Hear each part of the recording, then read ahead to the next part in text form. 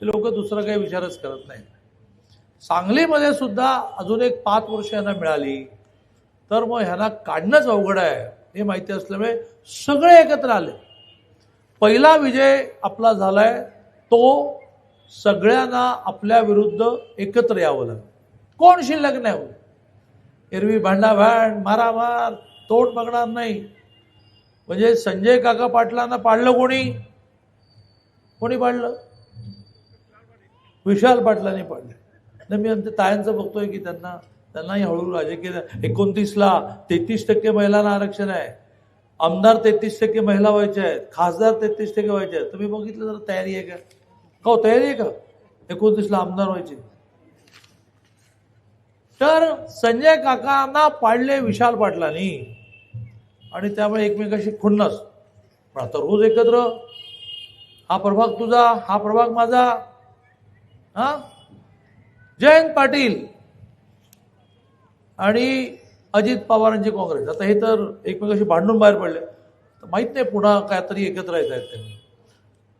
भांडले का मधल्या काळामध्ये एकमेकाच्या घरात लग्नाला पण जात नव्हते. तिकडे मुंबईत पण असंच आहे.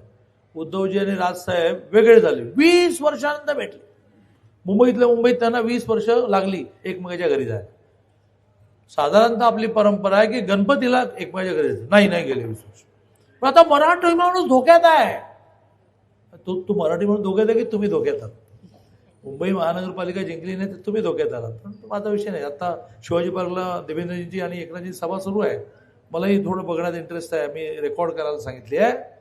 पण असं इथे जयंत पाटलांची काँग्रेस म्हणजे राष्ट्रवादी काँग्रेस शरद पवार साहेब आणि अजित पवारांची काँग्रेस हे दोन वेगळे झाले.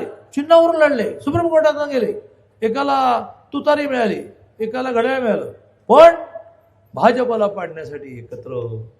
भाजप विकास करते. 5 वर्षात त्यांनी विकास केला. जसं मुख्यमंत्री माझी लाडकी बहीण सफाया केला नाही सगळ्या काँग्रेसचा. 144 जागा लागतात मुख्यमंत्री व्हायला. आपल्याला 237 मिळाल्या. 144 जागा लागतात मुख्यमंत्री व्हायला. बीजेपीला 132 मिळाल्या. का? एक योजना मुख्यमंत्र्यांनी आणली. मुख्यमंत्री माझी लाडकी बहीण. चेष्टा केली काँग्रेसने. कोर्टात गेले ही योजना बंद पडा नाही तर तिजोरी खाली होईल. मग राज्याच्या विकासाला पाहिजे. अरे एका बाजूने मुख्यमंत्री माझी लाडकी बहीणला विरोध केला तुम्ही. कोर्टात जाऊन बंद पाडण्याचा प्रयत्न केला.